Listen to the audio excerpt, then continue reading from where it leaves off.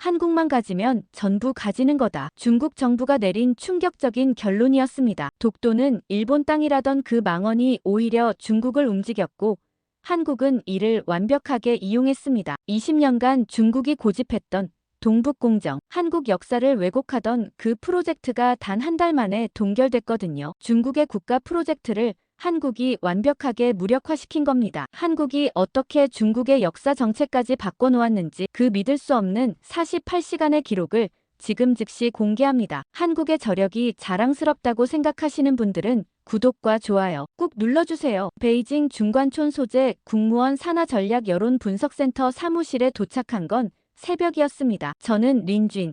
이 센터에서 동아시아 여론 분석을 담당하는 연구관이에요. 야간 근무를 마치고 퇴근을 해야 하는데 급히 돌아오게 되었죠. 긴급 호출 문자를 받았거든요. 데이터 이상 경보, 즉시 출근 요망, 센터장 직명. 택시를 타고 오는 동안 휴대폰으로 대시보드를 확인했습니다. 화면에 빨간색 경고등이 20개도 넘게 떠 있었어요. 감정 분석 모델이 완전히 요동치고 있었죠. 중국 내 온라인 여론 감정 곡선이 지난 6시간 동안 예측 범위를 벗어나 폭등과 폭락을 반복하고 있었습니다. 사무실에 들어서자 이미 5명의 동료가 와 있었어요. 모두 모니터 앞에 앉아 키보드를 두드리고 있었죠. 센터장인 왕슈밍이 저를 보더니 손짓했습니다. 린쥔, 여기 와봐. 그의 목소리가 긴장되어 있었어요. 저는 그의 책상으로 갔습니다. 모니터에는 실시간 감정 분석 그래프가 떠 있었죠. 평소에는 완만한 곡선을 그리는데 지금은 심전도처럼 들쭉날쭉했습니다. 이게 뭡니까? 제가 물었어요. 왕슈밍이 화면을 확대했습니다. 어젯밤 10시 23분부터 시작됐어. 일본 총리 기자회견 직후야. 일본 총리요? 저는 되물었죠. 무슨 발언을 했는데요? 독도 관련이야. 왕슈밍이 다른 창을 열었습니다. 뉴스 영상이 재생됐어요. 일본 총리가 단상에 서서 말하고 있었습니다. 다케시마는 역사적으로나 국제법적으로나 명백한 일본 고유의 영토입니다. 한국의 불법 점거를 더 이상 묵과할 수 없습니다. 저는 화면을 뚫어지게 봤습니다. 이 발언이 왜 우리 시스템에 경보를 울린 거죠? 한일 문제잖아요. 그게 문제야. 왕슈밍이 다시 그래프를 가리켰습니다. 일본 발언 이후 한국 여론이 폭발한 건 당연해. 근데 이상한 게 있어. 중국 내 온라인 감정도 같이 요동치기 시작했거든. 저는 그래프를 자세히 들여다봤습니다. 정말 이상했어요. 웨이보, 위챗, 더우인 같은 중국 SNS에서 감정 수치가 급격하게 변하고 있었죠. 긍정과 부정이 뒤섞여 있었고 키워드 분석을 돌려보니 독도, 일본, 한국이라는 단어가 동시에 급상승하고 있었습니다. 동료 한 명이 외쳤습니다. 여기 봐요. 웨이보 핫토픽 3위에 독도가 올랐어요. 저는 그쪽 모니터로 다가갔습니다. 화면에는 중국 네티즌들의 댓글이 실시간으로 올라오고 있었어요. 일본이 또 영토 도발을 하네. 한국 불쌍하다. 우리도 조심해야 한다. 댓글 하나하나가 예사롭지 않았습니다. 보통 한일 분쟁이 터지면 중국 네티즌들은 구경꾼 모드거든요. 재미있다는 반응이 대부분이죠. 그런데 이번에는 달랐습니다. 한국에 대한 동정 여론이 압도적으로 많았어요. 감정 네트워크 분석 결과 나왔습니다. 다른 동료가 보고했습니다. 저는 그의 화면을 봤습니다. 복잡한 네트워크 다이어그램이 떠 있었어요. 한국과 중국을 연결하는 선이 굵게 표시되어 있었고 일본은 고립된 노드로 나타나 있었죠. 패턴 예측 모델이 완전히 벗어났어요. 동료가 말했습니다. 과거 데이터로는 설명이 안 돼요. 왜 중국 여론이 한국 쪽으로 기우는지 알 수 없습니다. 왕슈밍이 저를 쳐다봤습니다. 린쥔, 자네가 분석해봐. 새벽 6시까지 보고서 초안 만들어야 해. 저는 자리로 돌아가 노트북을 열었습니다. 데이터를 하나하나 들여다보기 시작했어요. 먼저 시간대별 감정 변화를 추적했습니다. 일본 총리 발언 직후 10분 동안은 별다른 반응이 없었어요. 그런데 11분째부터 갑자기 폭발했죠. 누군가 촉발점을 만든 겁니다. 촉발 포스트를 찾았습니다. 웨이보 인증 계정 하나가 올린 글이었어요. 일본이 독도를 자기 땅이라고 우긴다. 역사 왜곡의 전형이다. 우리도 센카쿠 문제로 일본과 싸우고 있지 않나. 한국의 입장을 이해한다. 이 포스트가 1분 만에 리트윗 3만 건을 넘었습니다. 댓글도 폭발적으로 달렸어요. 대부분 한국을 지지하는 내용이었죠. 저는 다른 데이터도 교차 분석했습니다. 최근 한 달간 한중일 3국 관련 여론 추이를 돌려봤어요. 그랬더니 재미있는 패턴이 나왔습니다. 지난 2주 동안 중국 내에서 일본에 대한 부정 감정이 꾸준히 상승하고 있었어요. 센카쿠 문제, 후쿠시마 오염수, 야스쿠니 신사 참배 같은 이슈들이 계속 누적됐죠. 반면 한국에 대한 감정은 중립에서 약간 긍정으로 기울고 있었습니다. K-팝과 드라마 같은 문화 콘텐츠 영향이었어요. 그러니까 일본 총리의 독도 발언이 마지막 방아쇠를 당긴 셈이었습니다. 이미 쌓여있던 반일 감정이 폭발한 거였죠. 그런데 더 이상한 건 그 다음이었습니다. 새벽 5시쯤 되니까 감정 곡선이 또 한 번 요동쳤어요. 이번에는 한국과 중국을 연결하는 키워드가 급증했습니다. 역사 왜곡, 영토 주권, 동아시아 연대 같은 단어들이었죠. 누군가 프레임을 만들고 있었습니다. 한일 분쟁을 한중 협력 구도로 바꾸려는 시도였어요. 저는 댓글들을 하나하나 읽어봤습니다. 중국과 한국은 일본의 역사 왜곡에 함께 맞서야 한다. 우리가 한국 편을 들어줘야 한다. 독도 문제는 한국이 옳다. 이런 댓글들이 계속 올라오고 있었습니다. 그리고 놀라운 건 좋아요 숫자였어요. 보통 외교 이슈는 관심이 낮은데 이번에는 달랐죠. 좋아요가 수만 개씩 찍히고 있었습니다. 새벽 6시가 되자 왕슈밍이 제자리로 왔습니다. 어때? 뭔가 나왔어? 네. 저는 화면을 돌려 보여줬습니다. 패턴을 찾았습니다. 중국 여론이 한국 쪽으로 기우는 이유는 크게 3가지예요. 첫째, 최근 반일 감정 누적. 둘째, 한국 문화에 대한 호감도 상승. 셋째, 역사 왜곡이라는 공통 프레임입니다. 왕슈밍이 고개를 끄덕였습니다. 그래서 결론은 뭐야? 저는 숨을 깊이 들이쉬었습니다. 이건 단순한 여론 요동이 아닙니다. 중국 대중이 자발적으로 한국 편을 들고 있어요. 이 추세가 계속되면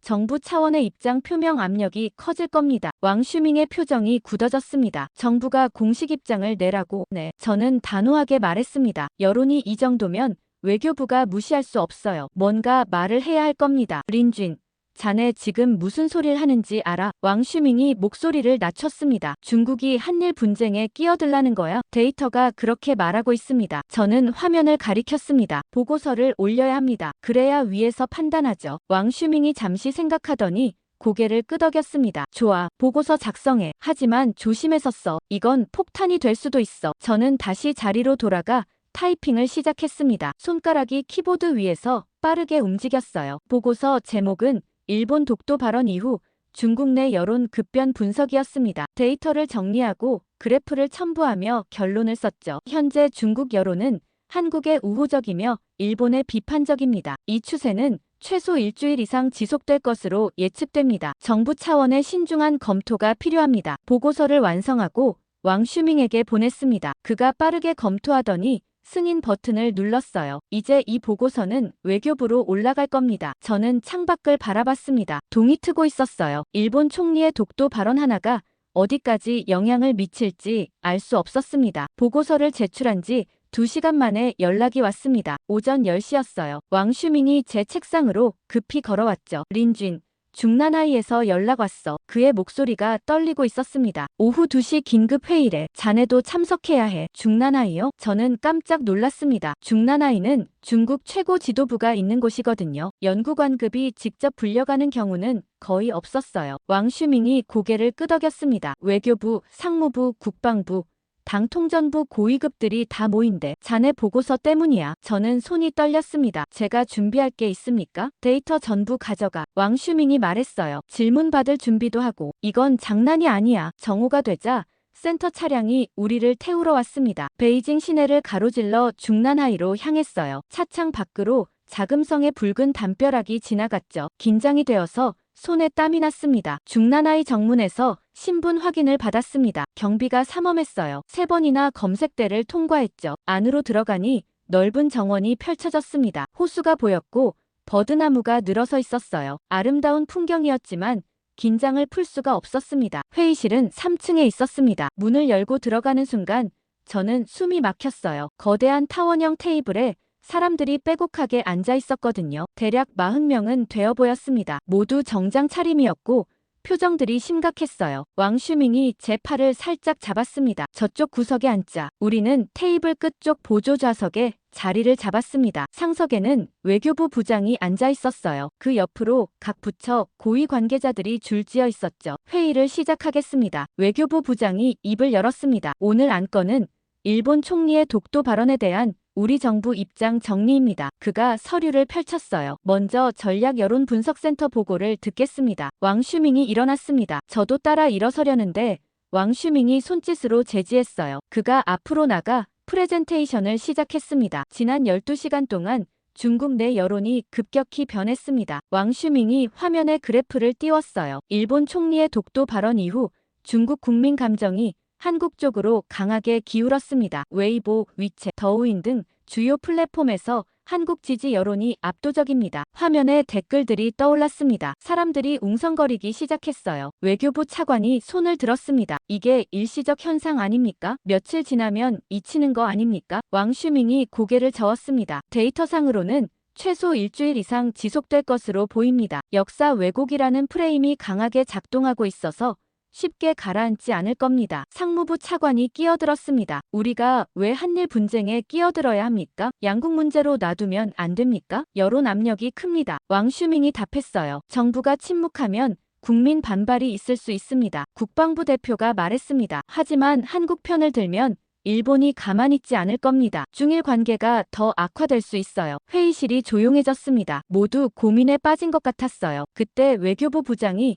다른 직원을 지목했습니다. 동북아국장, 국제법적 검토 결과는 어떻습니까? 동북아국장이 일어났습니다. 50대 중반으로 보이는 남자였어요. 국제법적으로 검토한 결과 독도는 한국 영토가 맞습니다. 그가 단호하게 말했죠. 샌프란시스코 조약 해석상 명확하고 한국의 실효 지배도 70년 넘게 이어졌습니다. 일본 주장은 근거가 약합니다. 회의실이 다시 술렁거렸습니다. 그럼 우리가 한국 편을 들어야 한다는 겁니까? 당 통전부 대표가 물었어요. 동북아국장이 고개를 끄덕였습니다. 국제법 원칙상 그렇습니다. 게다가 센카쿠 문제를 생각하면 우리 입장도 비슷합니다. 역사적 권리를 주장하는 일본의 논리를 인정하면 우리도 불리해집니다. 상무부 차관이 또 말했습니다. 하지만 경제적 영향은 어떻습니까? 일본과 무역, 마찰이 생기면 손해 아닙니까? 한국과의 경제 협력이 더 중요합니다. 상무부 다른 직원이 답했어요. 반도체, 배터리,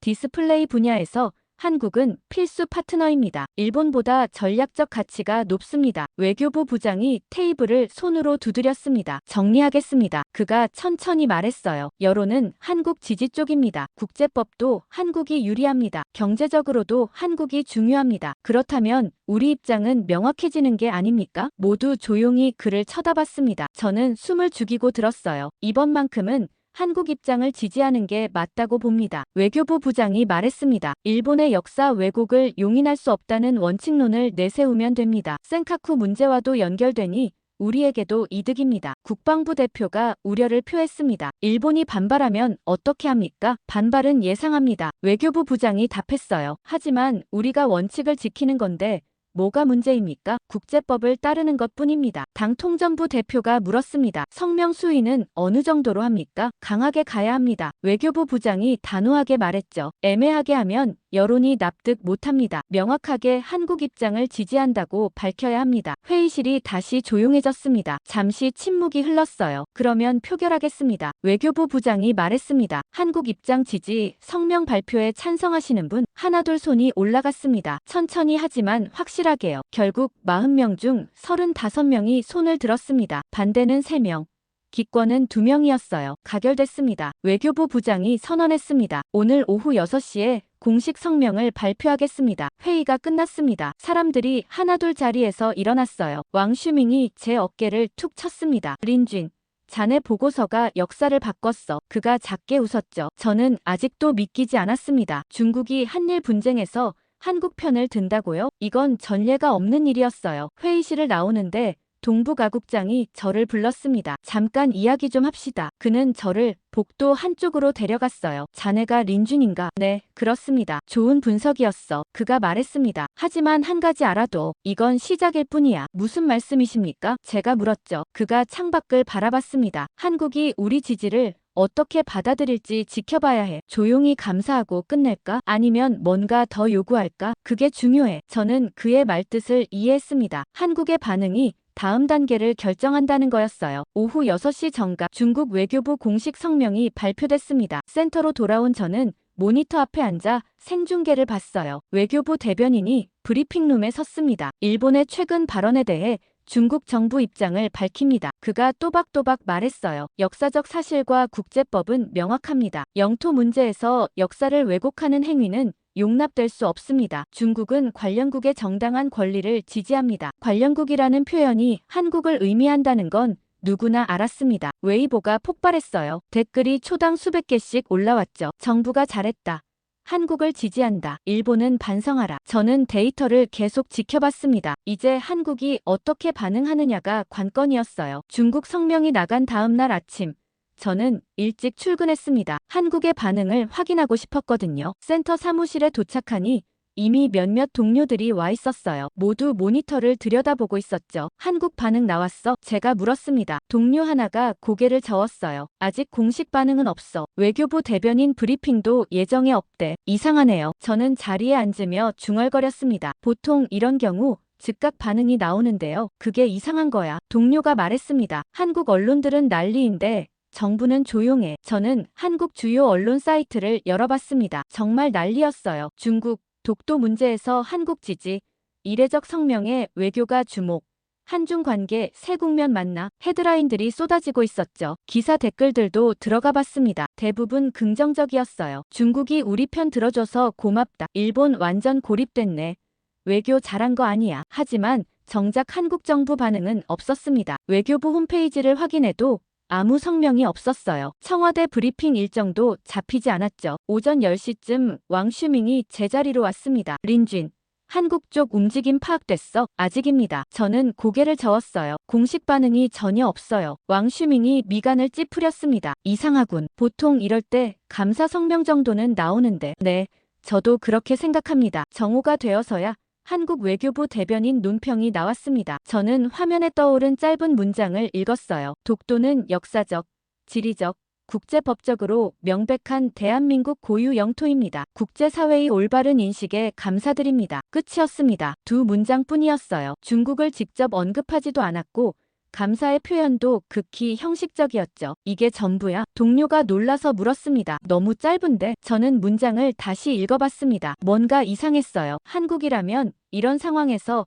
훨씬 적극적으로 나올 거라 예상했거든요. 중국의 지지를 최대한 활용하려 할 텐데 오히려 조용했습니다. 오후 내내 저는 한국 관련 데이터를 뒤졌습니다. SNS, 언론, 학계, 정부 주변 동향을 전부 살폈어요. 그런데 묘한 패턴이 포착됐습니다. 한국 지식인들 사이에서 특정 키워드가 조용히 증가하고 있었어요. 동북공정이라는 단어였습니다. 처음에는 대수롭지 않게 봤습니다. 동북공정은 오래된 이슈니까요. 그런데 빈도를 분석해보니 이상했어요. 지난 24시간 동안 이 키워드 언급이 평소보다 340% 증가했습니다. 저는 구체적으로 어디서 언급되는지 추적했습니다. 한국학계 세미나 자료에서 나왔어요. 어제 서울에서 열린 역사학회 긴급 토론회였죠. 발표문 일부를 구해서 읽어봤습니다. 중국의 독도 지지는 환영할 일이다. 하지만 우리는 동북 공정 문제를 잊어서는 안 된다. 중국이 진정으로 역사 정의를 중시한다면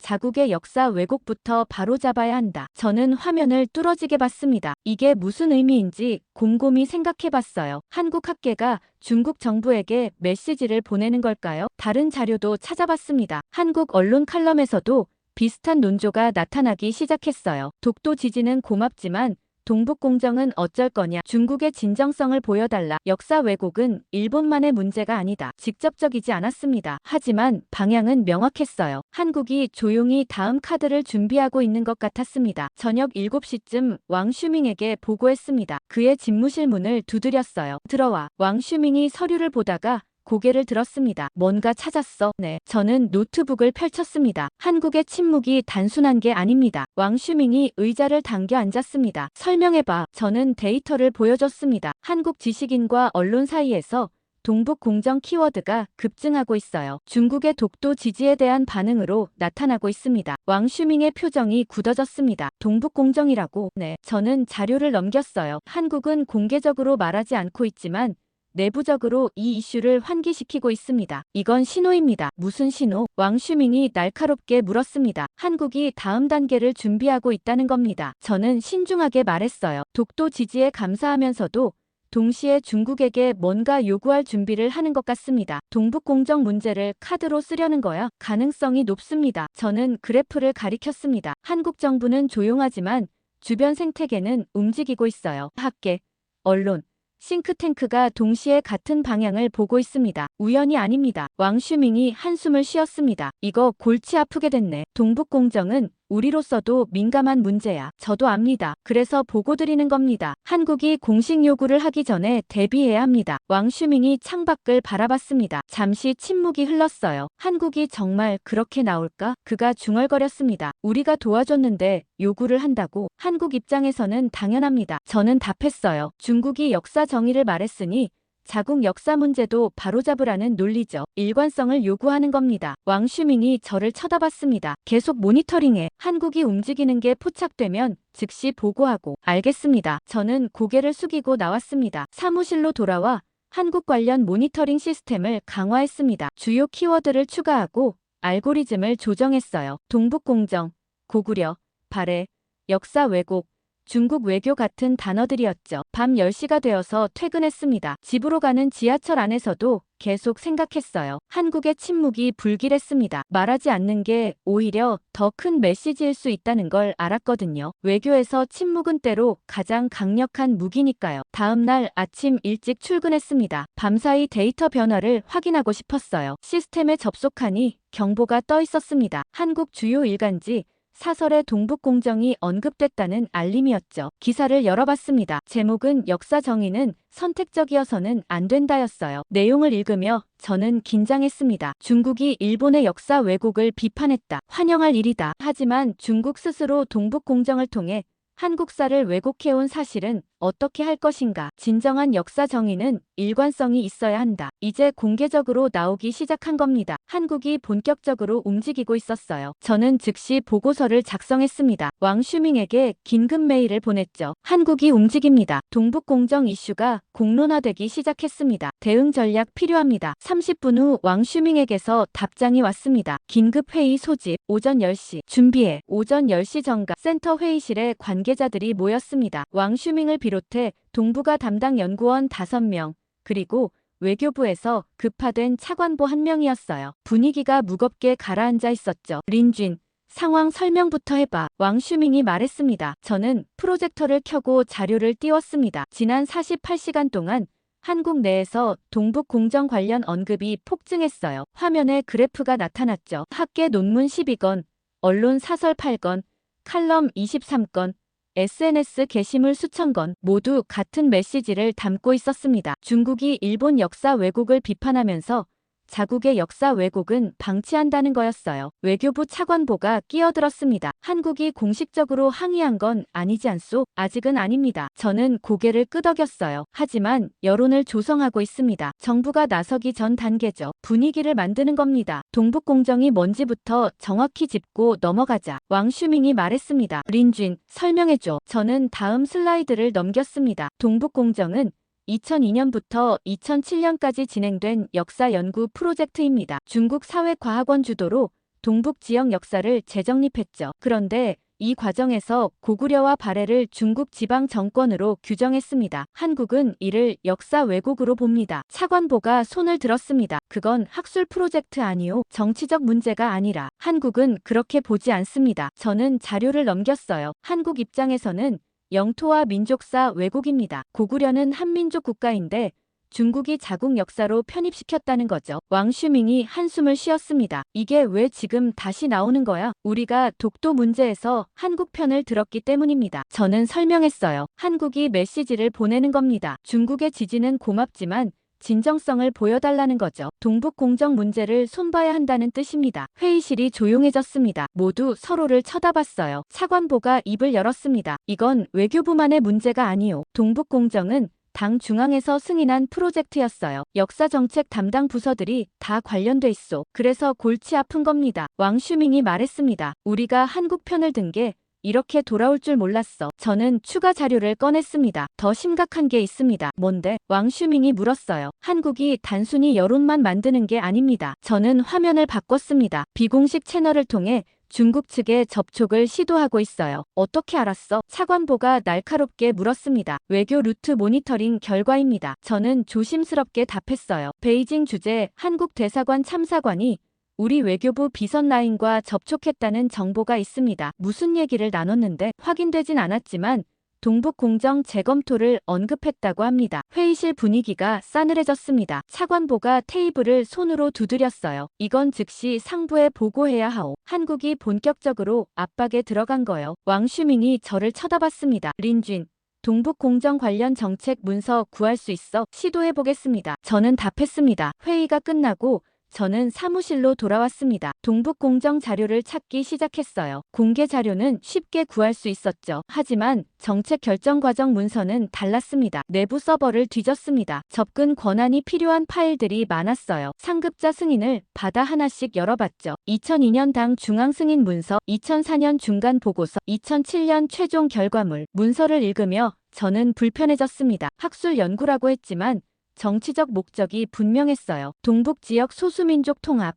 영토, 주권 강화, 역사적 정당성 확보, 이런 표현들이 반복됐죠. 한국 입장에서는 명백한 역사 왜곡으로 보일만 했습니다. 저녁 7시쯤 왕슈밍이 제자리로 왔습니다. 뭐 찾았어? 네. 저는 파일을 보여줬습니다. 동북공정 관련 정책 문서입니다. 그가 화면을 들여다봤어요. 표정이 점점 굳어졌습니다. 이거 한국이 보면 난리 나겠군. 그래서 민감한 겁니다. 저는 말했어요. 한국이 이 문제를 공론화하면 우리로서도 난처합니다. 왕슈밍이 자리에 앉았습니다. 한국이 정말 이걸 요구할까? 독도 지지받았으니 만족하고 끝날 수도 있지 않아? 저는 데이터를 다시 확인했습니다. 가능성은 낮습니다. 한국의 움직임이 너무 조직적이에요. 학계, 언론, 외교 라인이 동시에 움직이고 있습니다. 정부 차원의 조율이 있는 것 같습니다. 왕슈밍이 한숨을 쉬었습니다. 외교부 차관에게 보고해야겠어. 이건 우리 선에서 처리할 문제가 아니야. 다음 날 오전 외교부에서 긴급 소집 요청이 왔습니다. 왕슈밍과 저는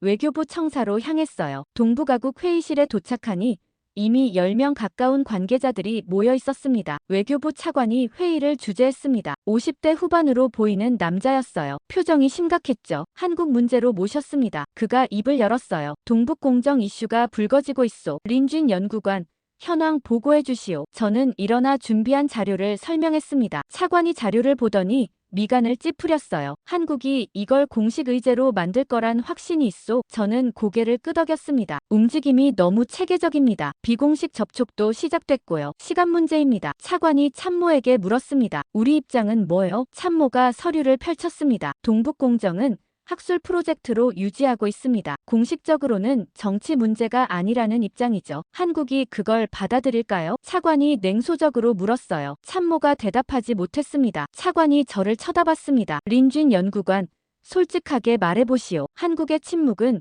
우리에게 메시지를 보내는 겁니까? 저는 잠시 망설였습니다. 하지만 거짓말할 수 없었어요. 그렇습니다. 제가 답했죠. 한국은 중국의 독도 지지에 감사하지만 진심을 확인하고 싶어 합니다. 동북공정 문제를 재검토하라는 거죠. 그게 다음 단계 협력 조건입니다. 회의실이 술렁거렸습니다. 차관의 표정이 더 굳어졌어요. 혹시 한국이 이걸 공개적으로 요구하면 어떻게 됩니까? 제가 조심스럽게 물었습니다. 난처해지죠. 차관이 답했습니다. 동북공정은 당 중앙이 승인한 프로젝트요. 쉽게 바꿀 수 없소. 하지만 한국을 무시할 수도 없고요. 그래서 지금 고민입니다. 외교부만의 문제가 아니에요. 다른 참모가 말했습니다. 역사정책 담당 부서들과 조율해야 합니다. 차관이 고개를 끄덕였습니다. 당분간 한국 동향을 면밀히 주시하시오. 다음 움직임이 포착되면 즉각 보고하고. 회의가 끝나고 밖으로 나왔습니다. 왕슈밍이 제 어깨를 두드렸어요. 린쥔, 자네 말대로 되고 있어. 한국이 정말 압박하고 있군. 저는 하늘을 올려다봤습니다. 이제 시작일 뿐입니다. 외교부에서 돌아온 다음 날 예상했던 일이 터졌습니다. 오전 9시 30분쯤이었어요. 센터 전체에 긴급 알림이 떴죠. 일본 외무성 공식 항해 발표. 저는 즉시 일본 외무성 홈페이지에 접속했습니다. 성명서가 올라와 있었어요. 제목을 보는 순간 긴장됐죠. 중국의 일방적 역사 개입에 대한 우려 표명. 내용을 읽기 시작했습니다. 중국 정부가 최근 영토 문제에 개입하여 특정국 입장을 일방적으로 지지했다. 이는 역사 문제에서 중립을 지켜야 한다는 국제 원칙에 위배된다. 일본 정부는 중국의 이러한 태도에 깊은 유감을 표한다. 중일 관계 악화의 책임은 전적으로 중국에 있다. 저는 화면을 뚫어지게 봤습니다. 예상했던 반응이긴 했지만 생각보다 강경했어요. 왕슈밍이 제자리로 급히 걸어왔습니다. 봤어? 일본이 공식 항의했어. 네. 지금 읽고 있습니다. 저는 고개를 끄덕였죠. 수위가 꽤 높네요. 이게 시작일 거야. 왕슈밍이 말했습니다. 일본이 여기서 그냥 물러서지 않을 거야. 그의 예상은 정확했습니다. 1시간 후 일본 주중대사가 중국 외교부를 방문했다는 속보가 떴어요. 공식 항해 전달이라고 했죠. 오후 2시쯤에는 일본 총리 관저에서 기자회견이 열렸습니다. 저는 생중계를 켰어요. 일본 관방장관이 단상에 섰습니다. 표정이 단단하게 굳어 있었죠. 중국의 최근 행동은 매우 유감스럽습니다. 그가 또박또박 말했어요. 영토 문제는 당사국 간 해결해야 할 사안입니다. 제3국이 일방적으로 개입하는 것은 지역 안정을 해칩니다. 우리는 중국의 신중한 태도를 요구합니다. 기자들이 손을 들었습니다. 중국과의 관계가 더 악화될 수 있다고 보십니까? 한 기자가 물었어요. 그것은 중국의 선택에 달려 있습니다. 관방장관이 답했죠. 중국이 이런 태도를 계속한다면 우리도 대응할 수밖에 없습니다. 구체적으로 어떤 대응입니까? 다른 기자가 물었습니다. 외교적, 경제적 모든 수단을 검토하고 있습니다. 관방장관이 차갑게 말했어요. 화면을 보며 저는 메모를 했습니다. 일본이 본격적으로 압박 카드를 꺼내기 시작한 거였어요. 외교적 항의에서 그치지 않을 것 같았죠. 오후 4시에 긴급회의 소집 연락이 왔습니다. 외교부 청사로 오라는 거였어요. 왕슈밍과 함께 택시를 탔습니다. 차 안에서 그가 말했습니다. 일본이 생각보다 강하게 나오네. 예상하셨어야죠. 저는 답했어요. 독도 문제는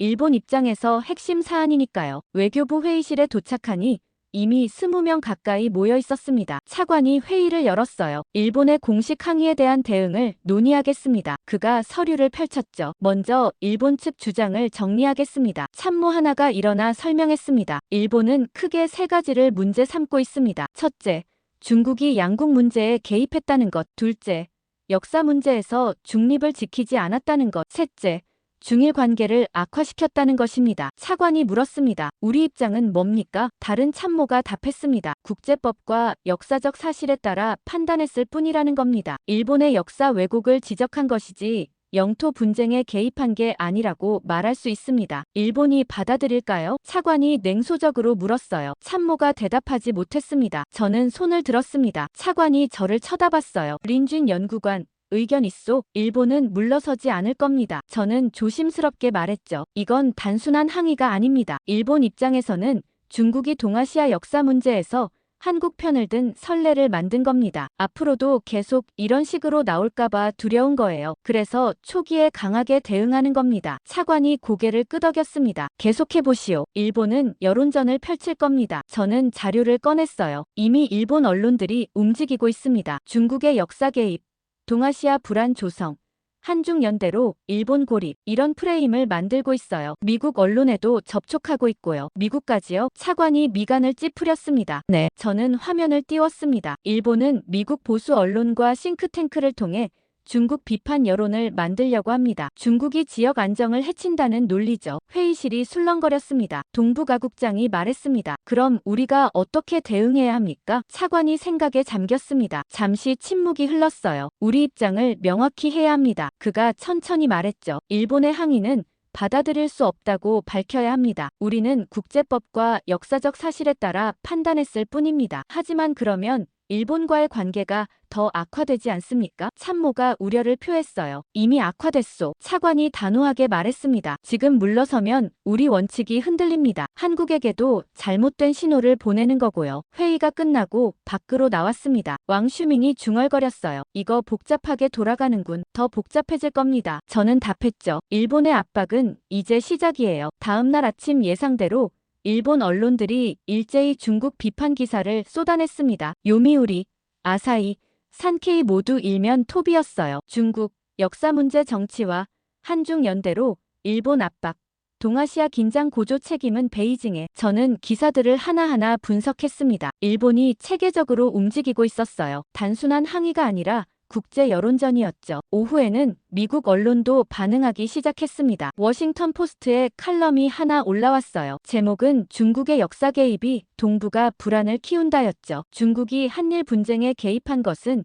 지역 안정에 도움이 되지 않는다. 역사 문제는 당사국들이 대화로 풀어야 한다. 중국의 일방적 입장 표명은 긴장만 고조시킨다. 저는 한숨을 쉬었습니다. 일본의 로비가 작동하기 시작한 거였어요. 왕 슈밍에게 보고했습니다. 일본이 미국 언론까지 동원하고 있습니다. 예상대로군. 왕 슈밍이 고개를 끄덕였어요. 일본이 얼마나 절박한지 보이네. 그날 저녁 중국 외교부가 반박 성명을 냈습니다. 일본의 항의는 부당하다. 중국은 국제법 원칙에 따라 입장을 밝혔을 뿐이다. 역사 왜곡을 비판하는 것은 정당한 권리다. 일본이야말로 역사를 직시해야 한다. 하지만 일본은 물러서지 않았습니다. 다음 날 일본 외무상이 직접 나섰어요. 기자회견에서 강하게 비판했죠. 중국은 역사를 정치적으로 이용하고 있다. 이는 지역 평화를 해치는 행위다. 일본은 이를 결코 용납하지 않을 것이다. 저는 데이터를 계속 모니터링했습니다. 중일 간 설전이 격화되고 있었어요. 양국 언론이 서로를 비난하고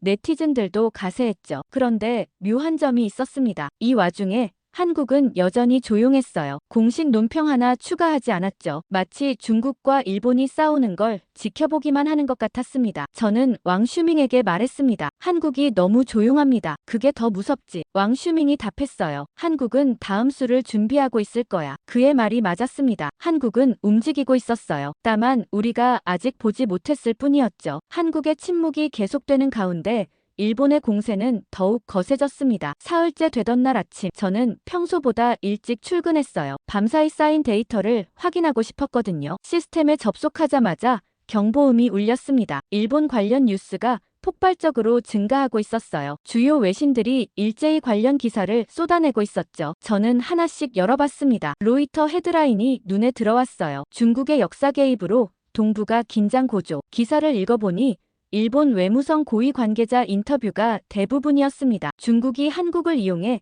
일본을 고립시키려 한다는 프레임이었죠. CNN도 비슷했습니다. 중국, 한국 연대가 지역 불안 요인이라는 분석 기사였어요. 미국 전문가들 인터뷰가 포함돼 있었는데 대부분 중국에 비판적이었죠. 저는 기사 출처를 역추적했습니다. 패턴이 보이기 시작했어요. 일본 정부 관계자들이 체계적으로 외신 기자들을 만나고 있었습니다. 도쿄 특파원들에게 브리핑을 하고 워싱턴 싱크탱크에 자료를 제공하고 있었죠. 왕 슈밍이 출근하자마자 제자리로 왔습니다. 밤새 뭐 나왔어? 일본이 본격적인 여론전을 시작했습니다. 저는 화면을 돌려 보여줬어요. 외신을 총동원하고 있어요. 그가 기사들을 훑어보더니 혀를 찼습니다. 체계적이네. 돈을 많이 쓰고 있어. 오전 10시쯤 외교부에서 연락이 왔습니다. 긴급 상황 브리핑이라고 했어요. 왕 슈밍과 저는 다시 외교부로 향했습니다. 회의실에는 이번에 더 많은 사람들이 모여 있었습니다. 선전부 관계자들도 보였어요. 국제 여론이 좋지 않습니다. 차관이 회의를 시작했어요. 일본이 외신을 동원해 우리를 압박하고 있소. 린쥔 연구관,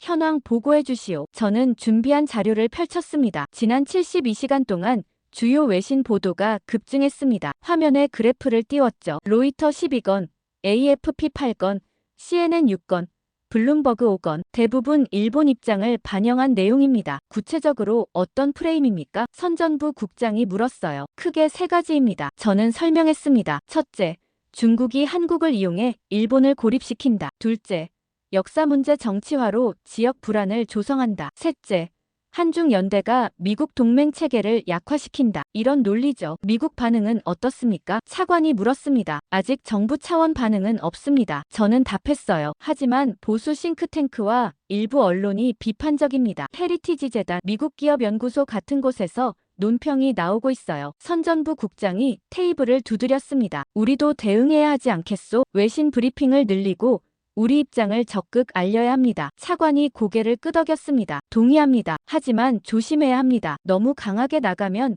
역효과가 날 수 있어요. 동북아국장이 끼어들었습니다. 문제는 일본만이 아닙니다. 한국의 반응이 나올 시점입니다. 저도 그렇게 생각합니다. 저는 말했어요. 중국과 일본이 충돌하는 지금이 한국에게는 기회입니다. 다음 단계로 나올 가능성이 높아요. 무슨 단계 말이요? 차관이 날카롭게 물었습니다. 저는 잠시 망설였습니다. 하지만 말해야 했어요. 동북공정 문제입니다. 중국이 역사 정의를 말한 이상 자국 역사 정책도 정비하라고 요구할 겁니다. 회의실이 조용해졌습니다. 모두 불편한 표정이었어요. 근거가 있소? 차관이 물었습니다. 네. 저는 자료를 띄웠습니다. 한국 외교 라인이 움직이고 있다는 정보가 포착됐습니다. 베이징 주재 한국 대사관과 우리 비선 채널 간 접촉이 증가하고 있어요. 회의가 끝나고 사무실로 돌아왔습니다. 오후 내내 저는 링크 분석을 돌렸어요. 한국 외교 네트워크가 어떻게 움직이는지 추적했죠. 패턴이 나타나기 시작했습니다. 한국 외교부 고위 인사들이 특정 경로를 통해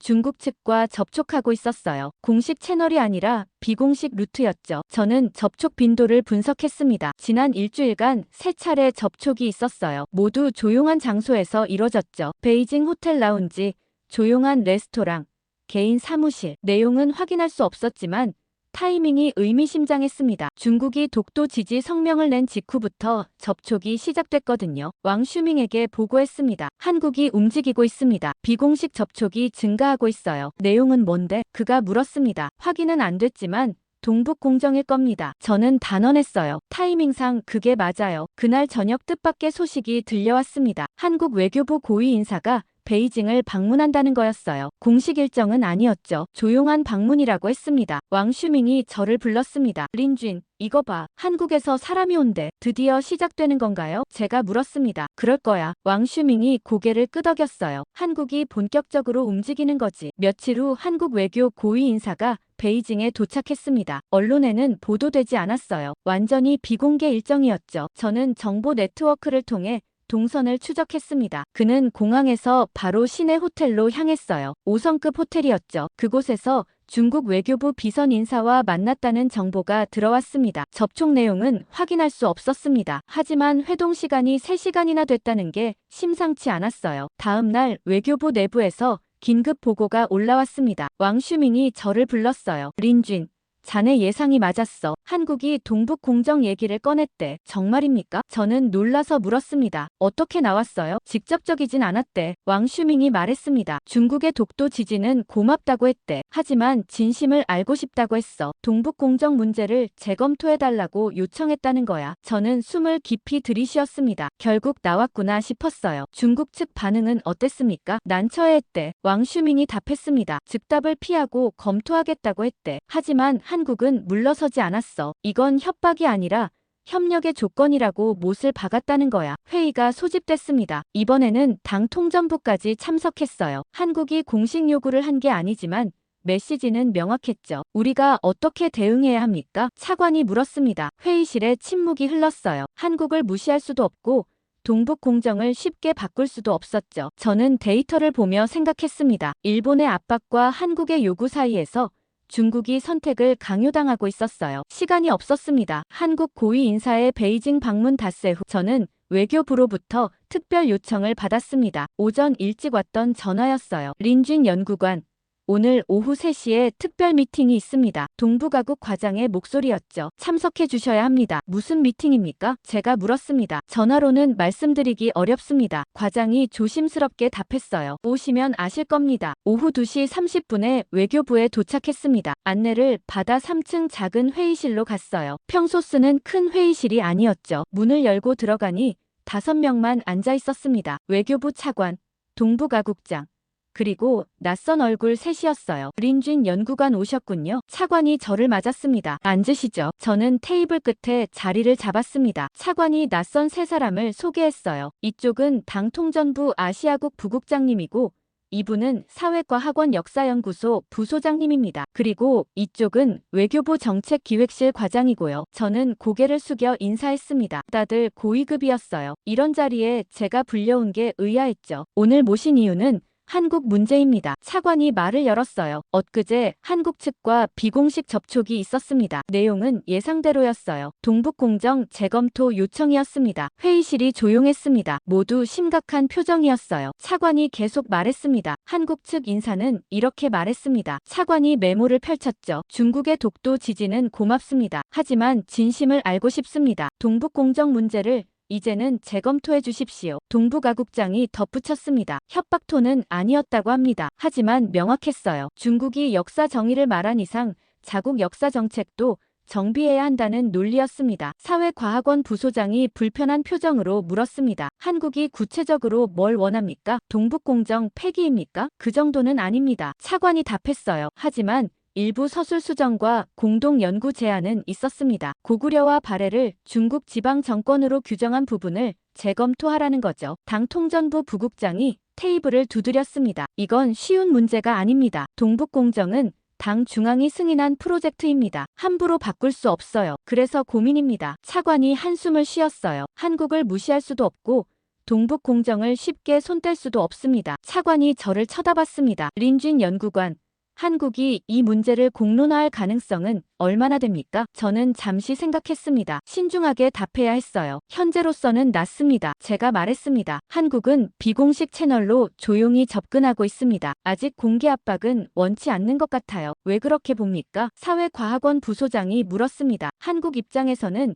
중국과의 관계가 중요하기 때문입니다. 저는 설명했어요. 공개적으로 압박하면 중국이 체면 때문에 거부할 수밖에 없죠. 그래서 비공식으로 접근하는 겁니다. 협상 여지를 남기는 거예요. 그럼 우리가 거부하면 어떻게 됩니까? 당 통전부 부국장이 물었습니다. 저는 숨을 깊이 들이쉬었습니다. 한국이 다른 카드를 쓸 겁니다. 무슨 카드 말이요? 차관이 날카롭게 물었어요. 저는 조심스럽게 답했습니다. 경제 카드일 가능성이 높습니다. 명시적 제재는 아니지만 조용한 압박이죠. 납기 조정, 계약 재검토, 협력 속도 조절 같은 방식으로요. 회의실이 술렁거렸습니다. 근거가 있소? 차관이 물었습니다. 아직 명확한 증거는 없습니다. 저는 솔직하게 답했어요. 하지만 한국의 과거 행동 패턴을 보면 가능성이 높습니다. 한국은 공개 대립보다 조용한 압박을 선호합니다. 동북아국장이 끼어들었습니다. 만약 한국이 정말 그렇게 나온다면 우리로서는 감지하기 어렵지 않겠습니까? 처음에는 그렇습니다. 저는 고개를 끄덕였어요. 하지만 시간이 지나면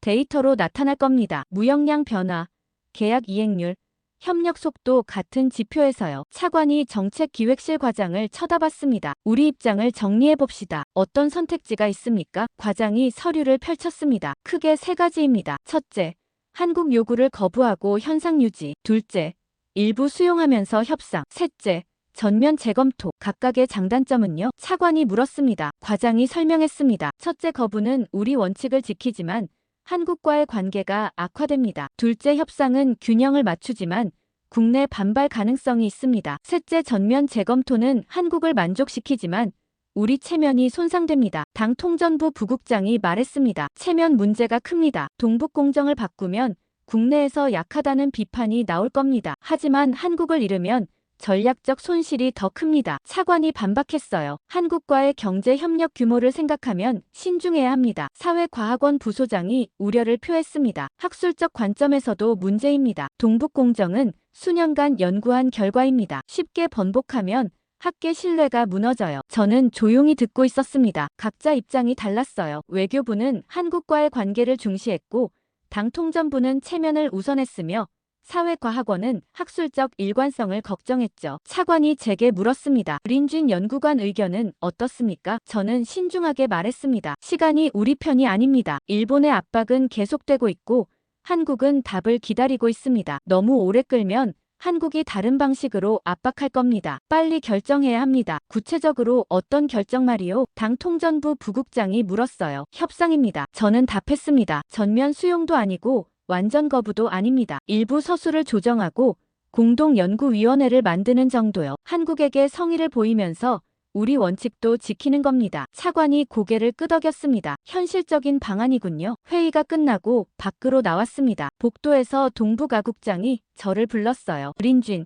잠깐 이야기합시다. 우리는 창가로 갔습니다. 그가 조용히 말했어요. 한국이 정말 경제 카드를 쓸까? 가능성이 높습니다. 저는 답했습니다. 한국은 조용하지만 효과적으로 움직이는 나라예요. 공개 압박 없이도 목적을 달성할 방법을 알고 있죠. 동북아국장이 한숨을 쉬었습니다. 복잡하게 됐어. 일본의 공개 압박과 한국의 조용한 요구 사이에서 우리가 갈 길을 찾아야 하는데 곧 결정이 날 겁니다. 제가 말했습니다. 위에서 오래 끌지 않을 거예요. 사무실로 돌아와 저는 모니터링을 강화했습니다. 한중 경제 데이터를 실시간으로 추적하기 시작했어요. 무역량, 계약 이행률, 납기 준수율, 협력 프로젝트 진행 속도, 모든 지표를 세밀하게 관찰했죠. 아직은 변화가 없었습니다. 하지만 조만간 나타날 거라는 예감이 들었어요. 한국이 기다리고 있었으니까요. 비공식 접촉이 있은 지 일주일이 지났습니다. 중국 정부는 아직 명확한 답을 내놓지 않았어요. 내부 조율에 시간이 걸리고 있었죠. 저는 매일 아침 한중 경제 데이터를 확인했습니다. 혹시 변화가 있나 살피기 위해서였어요. 처음 사흘간은 아무 이상이 없었습니다. 그런데 나흘째 되던 날 아침 뭔가 이상한 걸 발견했어요. 중국 기업들의 한국 부품 납기가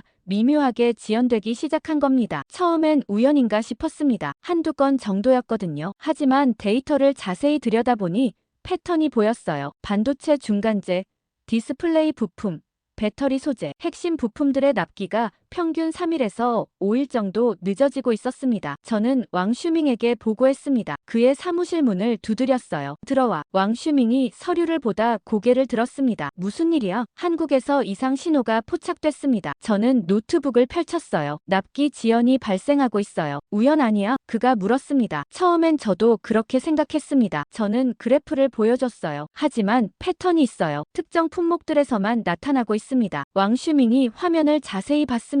얼마나 지연되는데? 평균 3일에서 5일입니다. 저는 답했죠. 큰 숫자는 아니에요. 하지만 의도적으로 보입니다. 그가 미간을 찌푸렸습니다. 다른 지표도 확인해봐. 혹시 더 있을지 모르니까. 저는 사무실로 돌아가 전면 분석을 시작했습니다. 한중 경제관계의 모든 지표를 뒤졌어요. 몇 시간 후 더 많은 이상 징후가 나타났습니다. 중국 관광 상품 패키지 구조가 변하고 있었어요. 한국 여행 상품 비중이 미묘하게 줄고 있었죠. 극적인 감소는 아니었습니다. 하지만 꾸준히 줄고 있었어요. 중국 콘텐츠 수입 심의도 이상했습니다. 한국 드라마와 예능 프로그램 심의 통과율이 평소보다 낮아지고 있었어요. 명시적인 거부는 아니었습니다. 그냥 심의 기간이 길어지고 있었죠. 가장 놀라운 건 반도체 중간재 거래였습니다. 중국 기업들의 한국산 구매량이 급격히 비대칭적으로 변하고 있었어요. 일부 품목은 증가하는데 핵심 품목은 감소하고 있었죠. 저는 모든 데이터를 정리했습니다. 하나하나는 작은 변화였어요. 하지만 종합하면 명확한 패턴이었죠. 한국이 조용히 압박하고 있었습니다. 왕슈밍에게 다시 보고했습니다. 확인됐습니다. 저는 자료를 펼쳤어요. 한국이 은밀한 제재를 시작했습니다. 그가 화면을 보더니 휘파람을 불었습니다. 이거 명시적 제재는 아니네. 그게 포인트입니다. 저는 설명했어요. 공개적으로 제재한다고 선언하지 않았어요. 그냥 조용히 속도를 조절하는 겁니다. 납기를 며칠 늦추고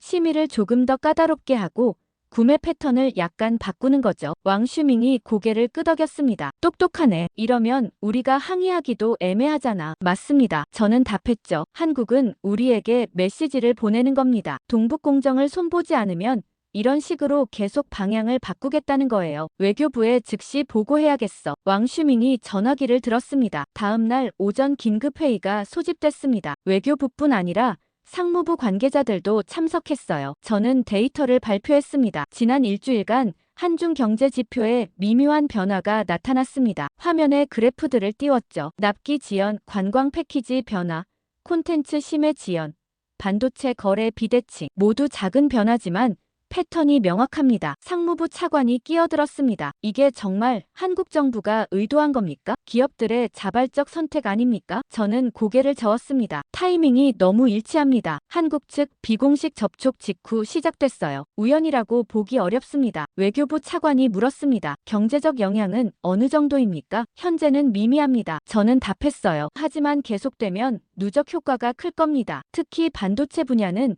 우리가 한국에 많이 의존하고 있어서요. 상무부 관계자가 자료를 넘기며 말했습니다. 우리 기업들이 이미 불만을 제기하고 있습니다. 납기 지연으로 생산 일정이 차질을 빚고 있다고 해요. 외교부 차관이 테이블을 두드렸습니다. 한국에 항의해야 하지 않겠습니까? 이건 명백한 경제 보복 아닙니까? 동북아국장이 조심스럽게 말했습니다. 문제는 증거입니다. 한국이 공식적으로 제재한다고 선언하지 않았어요. 그냥 개별 기업들이 조금씩 조정하는 것처럼 보입니다. 항의하기 애매합니다. 그럼 어떻게 해야 합니까? 상무부 차관이 답답해했습니다. 이대로 당하고만 있을 순 없지 않습니까? 저는 조심스럽게 말했습니다. 한국이 원하는 게 뭔지 이미 알고 있습니다. 동북공정 재검토죠. 이 압박은 우리가 답을 내놓을 때까지 계속될 겁니다. 회의실이 조용해졌습니다. 모두 불편한 표정이었어요. 외교부 차관이 한숨을 쉬었습니다. 일본의 공개 압박에 한국의 은밀한 압박까지. 우리가 사면 초가네요. 당 통전부 관계자가 말했습니다. 하지만 동북 공정을 쉽게 바꿀 순 없습니다. 국내 여론도 고려해야 해요. 상무부 차관이 반박했습니다. 경제적 손실도 고려해야 합니다. 한국과의 교역 규모가 얼마인데요? 이대로 가면 피해가 커집니다. 저는 추가 자료를 꺼냈습니다. 더 심각한 건 이겁니다. 뭔데요? 차관이 물었습니다. 한국이 일본 압박과 타이밍을 맞추고 있다는 겁니다. 저는 시간표를 보여줬어요. 일본의 여론전이 격화될수록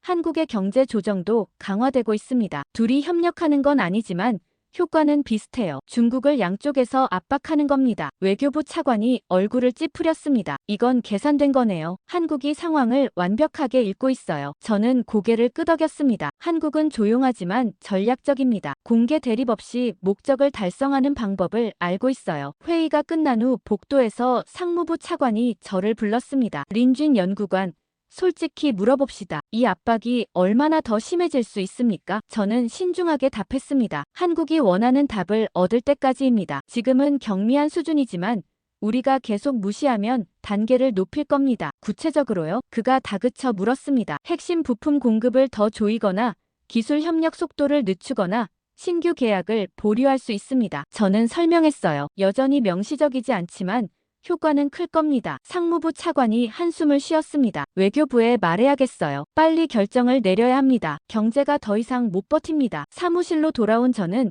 계속 데이터를 모니터링했습니다. 다음 날도 그 다음 날도 패턴은 계속됐어요. 한국의 은밀한 압박은 멈추지 않았습니다. 저는 매일 보고서를 작성했습니다. 수치를 기록하고 변화를 추적했죠. 중국 정부가 결정을 내려야 한다는 압박은 점점 커지고 있었습니다. 한국의 은밀한 압박이 계속되는 가운데 일본이 다시 움직였습니다. 이번에는 이전과 다른 방식이었어요. 열흘째 되던 날 오전, 저는 일본 외무성 공식 채널을 통한 메시지가 전달됐다는 소식을 들었습니다. 왕슈밍이 제자리로 급히 왔어요. 린쥔, 일본에서 새로운 메시지가 왔어. 이번엔 좀 다르대. 무슨 내용입니까? 제가 물었습니다. 직접 보는 게 나을 것 같아. 그가 말했어요. 외교부로 가자. 외교부 도착하니 동북아국 회의실에 이미 여러 사람이 모여 있었습니다. 분위기가 긴장되어 있었어요. 차관이 문서를 들고 있었죠. 일본 측이 보낸 메시지입니다. 그가 읽기 시작했어요. 중국이 한국과 손잡고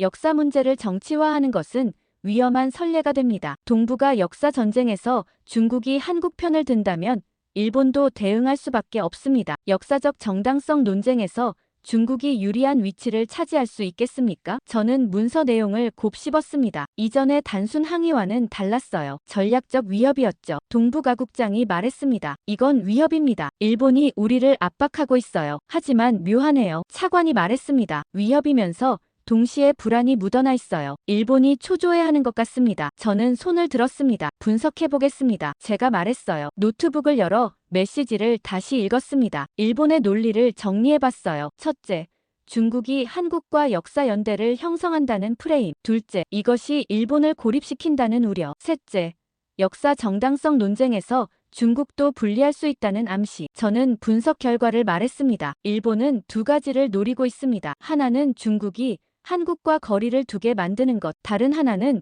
중국의 역사 정책 약점을 건드리는 겁니다. 무슨 약점 말이요? 차관이 물었습니다. 동북 공정입니다. 저는 답했어요. 일본은 중국이 한국 역사를 왜곡했다는 점을 알고 있습니다. 만약 중국이 일본의 역사 왜곡을 비판하면서 자국의 동북 공정은 유지한다면 일관성이 없죠. 일본이 그걸 공격하려는 겁니다. 동북아국장이 테이블을 쳤습니다. 교묘하네요. 우리의 약점을 정확히 찌르고 있어요. 저는 계속 설명했습니다. 일본 입장에서는 공포에 가까운 상황입니다. 중국과 한국이 역사 문제에서 연대하면 일본이 고립되니까요. 그래서 이렇게 나오는 겁니다. 중국의 역사 정책 모순을 부각시켜서 한중 연대를 깨려는 거죠. 차관이 한숨을 쉬었습니다. 일본도 한국도 우리를 압박하고 있군요. 양쪽에서 동시에요. 상무부 관계자가 끼어들었습니다. 상황이 심각합니다. 한국의 경제 압박은 계속되고 있고 일본은 전략적으로 우리를 압박하고 있어요. 시간이 없습니다. 저는 추가 자료를 꺼냈습니다. 더 심각한 건 타이밍입니다. 뭐가요? 차관이 물었습니다. 일본이 지금 이 메시지를 보낸 이유입니다. 저는 시간표를 보여줬어요. 한국의 경제 압박이 시작된 지 열흘째입니다. 중국 내부에서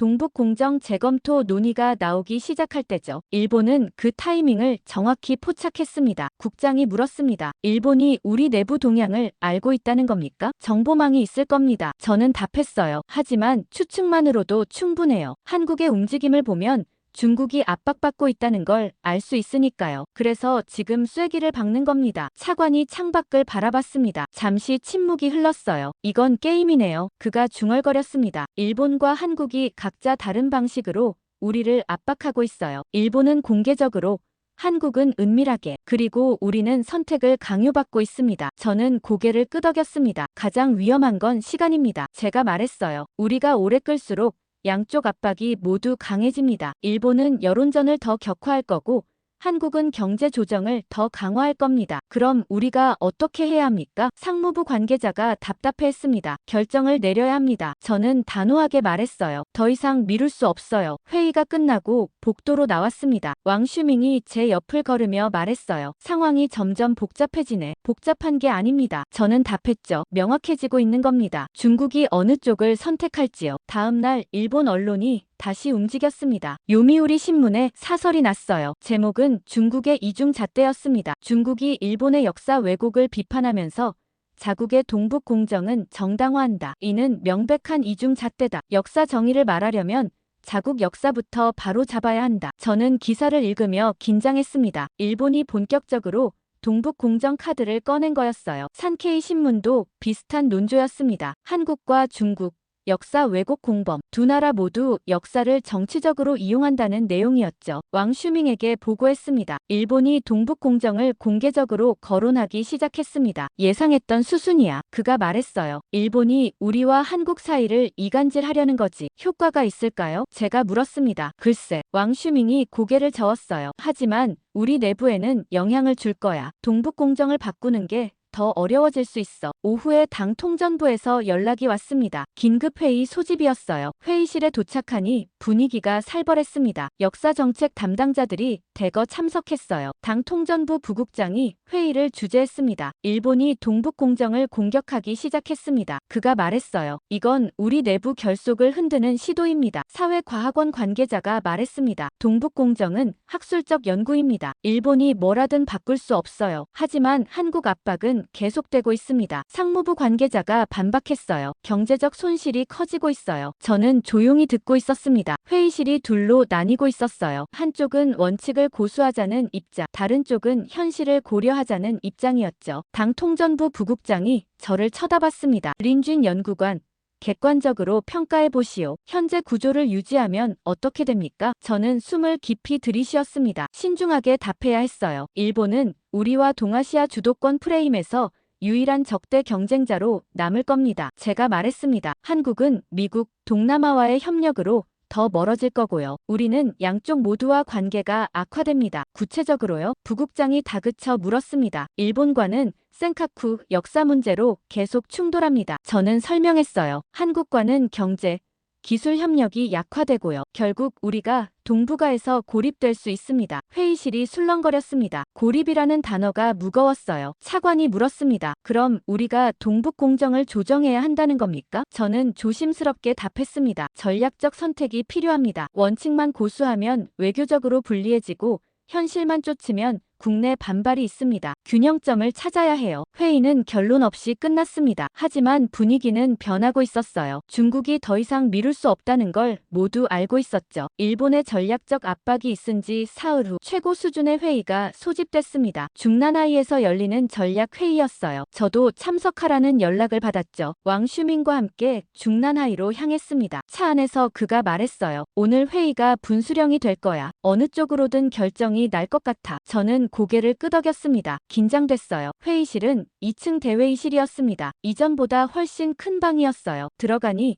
60명은 좋게 넘어 보였습니다. 외교부, 상무부, 국방부, 당 통전부, 선전부, 사회과학원, 주요 부처가 다 모였더군요. 저는 뒤쪽 보조석에 앉았습니다. 왕슈밍도 제 옆에 자리를 잡았어요. 회의를 시작하겠습니다. 외교부 부장이 입을 열었습니다. 오늘 안건은 동북공정 정책 재검토 여부입니다. 한국의 요구와 일본의 압박 속에서 우리가 어떤 입장을 취할지 결정해야 합니다. 먼저 현황 보고를 듣겠습니다. 동북아국장이 일어나 설명했습니다. 한국은 비공식 경로로 동북 공정 재검토를 요청했고 동시에 경제적 압박을 가하고 있습니다. 일본은 공개적으로 우리의 이중잣대를 공격하며 한중 연대를 막으려 합니다. 양쪽 압박이 동시에 진행 중입니다. 상무부 차관이 손을 들었습니다. 경제적 영향부터 말씀드리겠습니다. 그가 자료를 펼쳤어요. 한국의 조용한 압박으로 우리 기업들이 피해를 보고 있습니다. 납기 지연으로 생산 차질이 생기고 반도체 중간재 공급이 불안정해지고 있습니다. 이대로 가면 손실이 커집니다. 얼마나 큽니까? 부장이 물었습니다. 한 달 기준 약 20억 위안 정도로 추산됩니다. 차관이 답했어요. 시간이 갈수록 증가할 겁니다. 당 통전부 부국장이 반박했습니다. 하지만 동북공정을 포기하면 체면이 무너집니다. 이건 당 중앙이 승인한 프로젝트입니다. 쉽게 바꿀 수 없어요. 체면보다 실리가 중요합니다. 상무부 다른 관계자가 말했어요. 한국과의 기술 협력이 없으면 우리 산업 발전이 늦어집니다. 사회과학원 부소장이 끼어들었습니다. 학술적 일관성도 중요합니다. 수년간 연구한 결과를 번복하면 학계 신뢰가 추락합니다. 외교부 차관이 목소리를 높였습니다. 하지만 외교적 고립은 어떻게 할 겁니까? 일본과 적대하고 한국마저 잃으면 동북아에서 우리 입지가 없어집니다. 회의실이 점점 뜨거워졌습니다. 양쪽이 팽팽하게 맞서고 있었어요. 부장이 손을 들어 제지했습니다. 정리하겠습니다. 그가 천천히 말했어요. 한쪽은 원칙과 체면을 중시하고 다른 쪽은 경제와 외교를 우선합니다. 둘 다 일리가 있습니다. 하지만 우리는 선택해야 합니다. 선전부 국장이 말했습니다. 국내 여론도 고려해야 합니다. 동북공정을 바꾸면 민족주의 반발이 있을 겁니다. 약하다는 비판을 받을 수 있어요. 그럼 강하게 보이려다 고립되는 게 낫습니까? 외교부 차관이 반박했어요. 부장이 저를 쳐다봤습니다. 린쥔 연구관, 데이터 분석 결과를 말해보시오. 저는 일어났습니다. 손이 떨렸지만 침착하게 말했어요. 현재 구조를 유지하면 세 가지 결과가 예상됩니다. 화면에 자료를 띄웠습니다. 첫째, 일본은 우리와 동아시아 주도권 프레임에서 유일한 적대 경쟁자로 남습니다. 역사 문제, 센카쿠 문제로 계속 충돌하겠죠. 둘째, 한국은 미국, 동남아와의 협력으로 더 멀어집니다. 경제적, 기술적 협력이 약화되고 우리 산업에 타격을 줄 겁니다. 셋째, 동북아 전체에서 우리가 외교적으로 수세에 몰립니다. 회의실이 조용해졌습니다. 모두 화면을 뚫어지게 봤어요. 반대로 동북공정을 조정하면 어떻게 됩니까? 부장이 물었습니다. 저는 다음 슬라이드를 넘겼습니다. 한국과의 관계가 개선됩니다. 경제,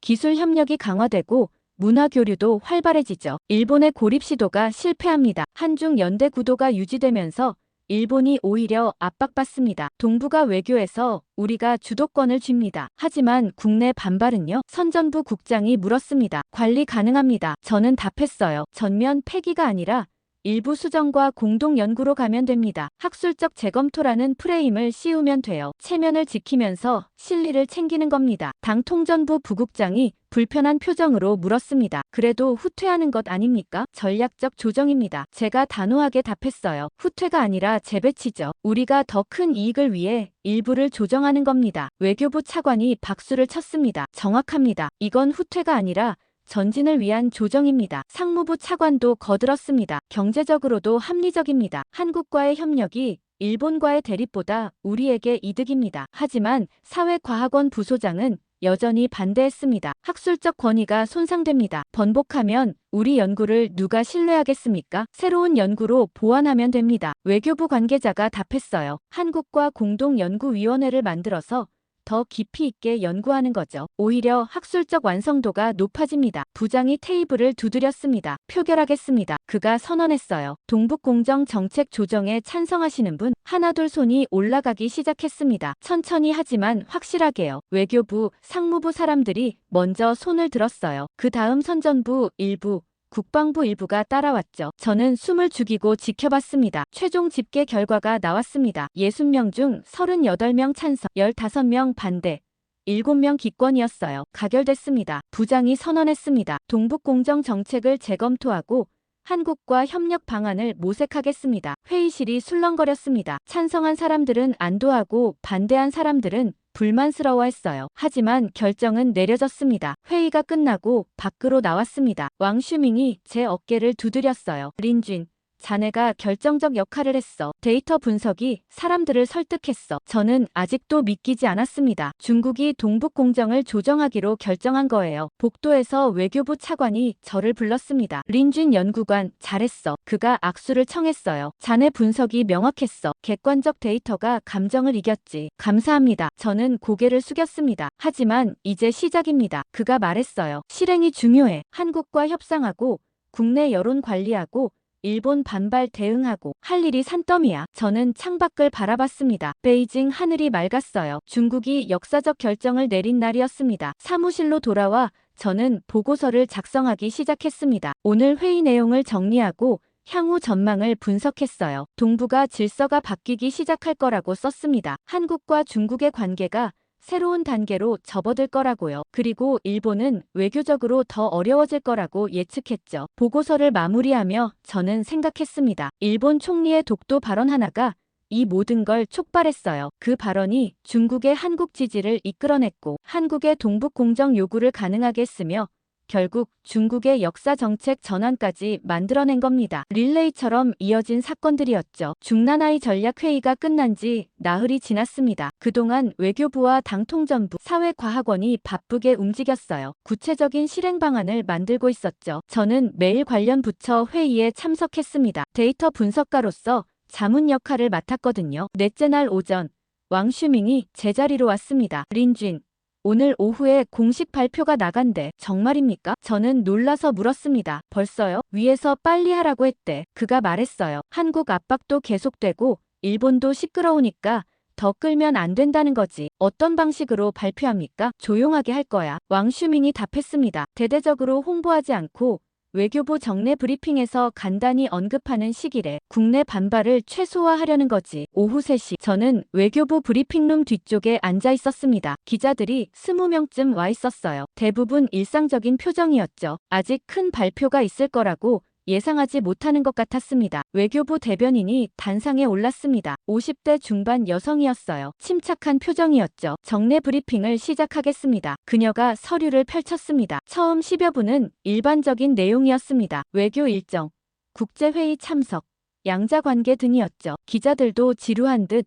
메모만 했어요. 그런데 대변인이 새 서류를 꺼냈습니다. 다음 사안을 말씀드리겠습니다. 그녀의 목소리가 약간 달라졌어요. 저는 긴장했습니다. 중국 정부는 역사 연구의 객관성과 학술성을 중시합니다. 대변인이 또박또박 말했습니다. 이에 따라 동북 지역 역사 관련 일부 서술을 수정 검토하기로 했습니다. 기자들이 고개를 들었어요. 분위기가 달라졌죠. 구체적으로 고구려와 발해 등 고대 국가에 대한 해석에서 다양한 학술적 견해를 존중하겠습니다. 대변인이 계속했어요. 또한 한국과 역사 공동연구위원회를 신설하여 객관적이고 균형 잡힌 연구를 진행하겠습니다. 기자 한 명이 손을 들었습니다. 이건 동북공정 정책을 바꾸는 겁니까? 동북공정은 학술 프로젝트였습니다. 대변인이 답했어요. 우리는 학술 연구를 계속하되 더 객관적이고 포용적인 접근을 취하겠다는 것입니다. 민감한 역사 주제에 대한 일방적 해석은 자제하겠습니다. 다른 기자가 물었습니다. 한국의 요구 때문입니까? 우리는 역사적 진실을 추구합니다. 대변인이 신중하게 말했습니다. 이는 독자적 판단이며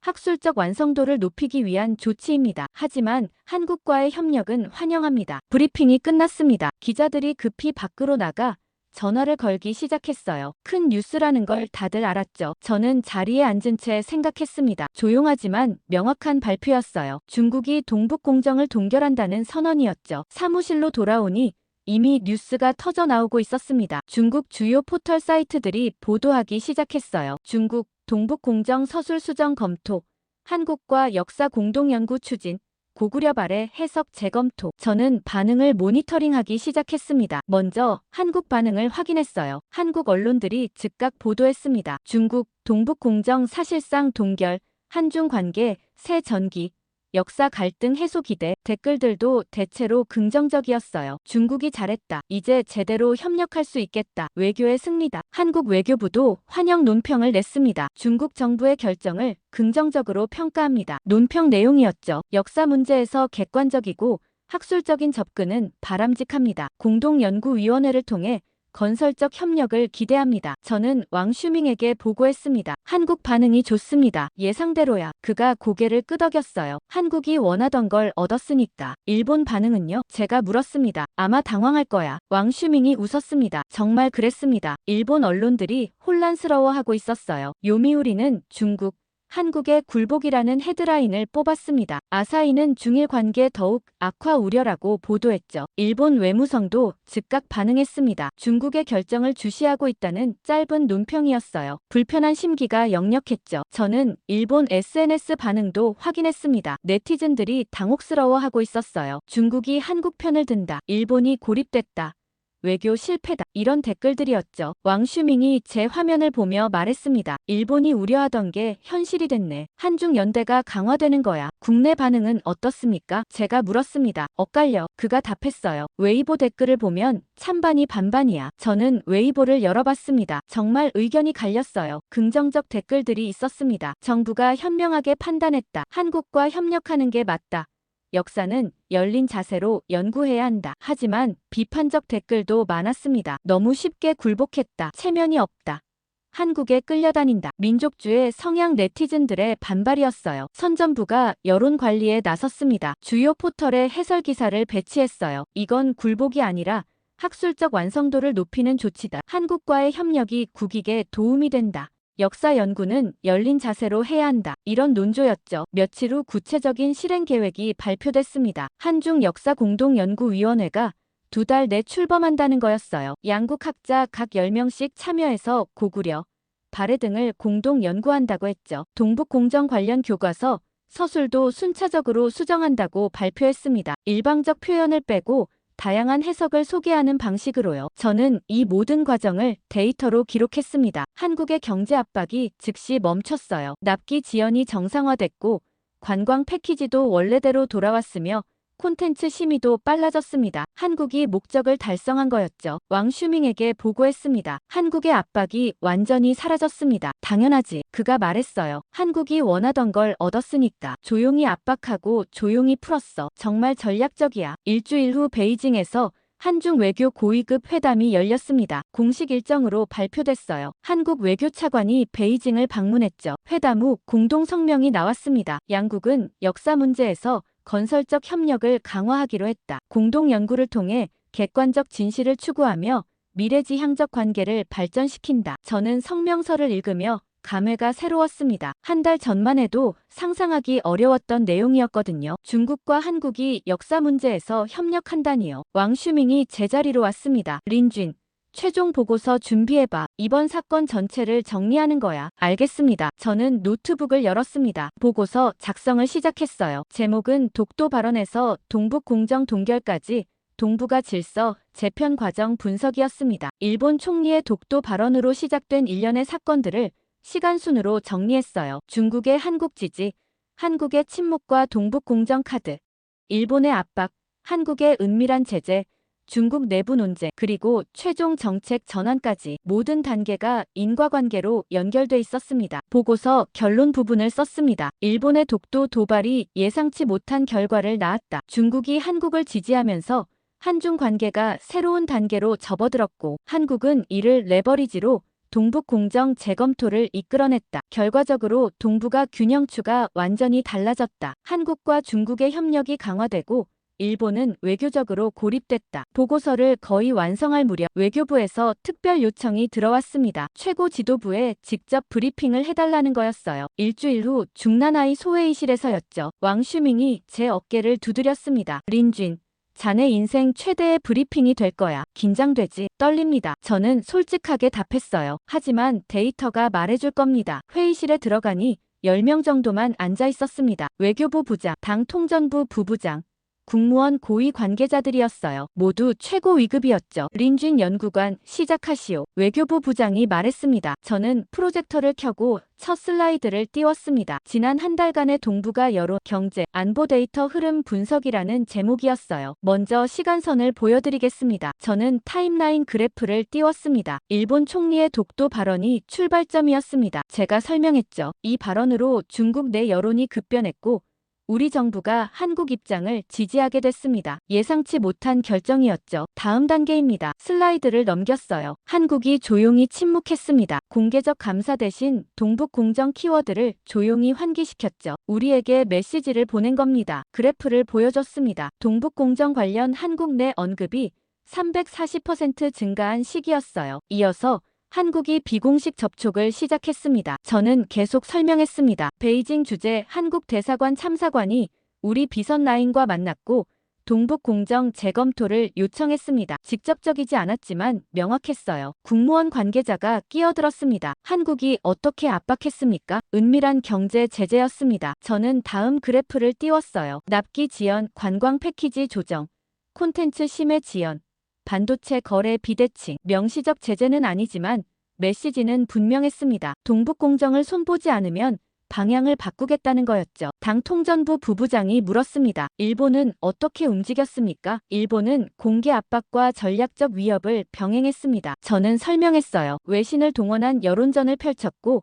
동북아 역사전쟁 프레임을 만들어 우리를 압박했습니다. 하지만 동시에 불안해했죠. 한중 연대가 형성될까봐 두려워한 겁니다. 슬라이드를 넘겼습니다. 우리 내부에서는 격렬한 논쟁이 벌어졌습니다. 회의 장면 그래프를 보여줬어요. 역사문화정책 담당 부서는 원칙을 고수하자고 했고 외교경제 라인은 현실을 고려하자고 맞섰습니다. 조직 전체가 둘로 나뉘었죠. 결국 어떻게 결론이 났습니까? 외교부 부장이 물었습니다. 데이터가 설득했습니다. 저는 답했어요. 현재 구조를 유지하면 일본은 적대 경쟁자로 남고 한국은 멀어지며 우리가 동북아에서 고립된다는 분석이 받아들여졌습니다. 전략적 조정이 필요하다는 결론에 도달한 거죠. 최종 슬라이드를 띄웠습니다. 동북공정 동결선언 이후의 변화였어요. 한국의 환영, 일본의 당혹, 한중관계 강화, 한국 경제 압박 즉시 해제. 모든 지표가 명확하게 나타나 있었죠. 전체 과정을 한 문장으로 정리하면요. 국무원 관계자가 물었습니다. 저는 심호흡을 하고 답했습니다. 일본의 독도 도발이 중국의 한국 지지를 이끌어냈고 한국은 이를 레버리지로 동북공정 재검토를 성공시켰으며 결과적으로 중국의 역사 정책까지 바뀌면서 동북아 질서가 재편됐습니다. 릴레이처럼 이어진 인과관계였습니다. 회의실이 조용했습니다. 모두 화면을 응시하고 있었어요. 외교부 부장이 말했습니다. 한 달 만에 이렇게 많은 변화가 일어났군요. 네, 저는 고개를 끄덕였습니다. 한 가지 발언이 연쇄 반응을 일으켰습니다. 각 단계마다 행위자들이 전략적으로 대응했고 그 결과가 누적되면서 구조 자체가 바뀐 겁니다. 당 통전부 부부장이 물었습니다. 앞으로 어떻게 될 것 같습니까? 저는 마지막 슬라이드를 열었습니다. 향후 전망이라는 제목이었어요. 세 가지 예측이 가능합니다. 첫째, 한중 협력이 심화됩니다. 역사 공동 연구를 넘어 경제, 기술, 문화 전반으로 확대될 겁니다. 둘째, 일본이 외교적으로 더 고립됩니다. 독도 도발이 역효과를 낸 셈이죠. 셋째,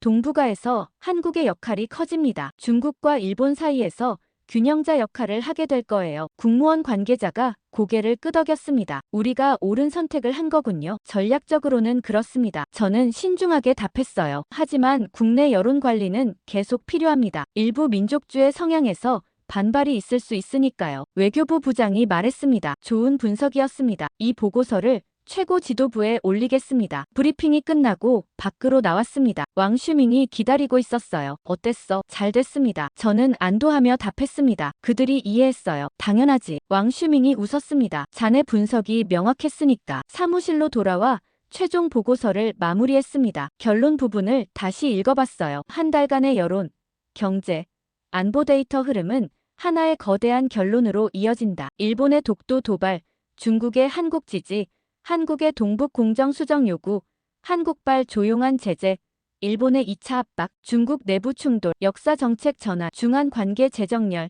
일본의 외교적 고립, 각 단계가 다음 단계를 촉발했고 결국 동북아 전체 구조를 바꿔놓았다. 누가 중심인지, 어디가 무너졌는지 모두 명확해졌다. 보고서를 저장하고 창밖을 바라봤습니다. 베이징 밤하늘에 별이 반짝이고 있었어요. 저는 중얼거렸습니다. 이제 동북아는 더 이상 예전의 구조가 아니다. 한국이 핵심 파트너로 자리 잡았고 일본은 고립됐으며 중국은 새로운 전략을 시작했다. 모두 명확해졌다. 다음 날 제 보고서는 최고 지도부 책상 위에 올라갔습니다. 왕슈밍에게서 연락이 왔어요. 자네 보고서가 높은 평가를 받았어. 최고 위층이 직접 읽었대. 정말입니까? 저는 놀랐습니다. 그래, 왕슈밍이 말했습니다. 덕분에 우리 센터 위상도 높아졌어. 자네 공이야. 일주일 후 중국의 새 전략이 공식화됐습니다. 한국을 핵심 파트너로 인정하고 협력을 확대한다는 내용이었어요. 경제, 기술, 문화 모든 분야에서였죠. 한중 정상회담도 조만간 열린다고 발표됐습니다. 양국 관계를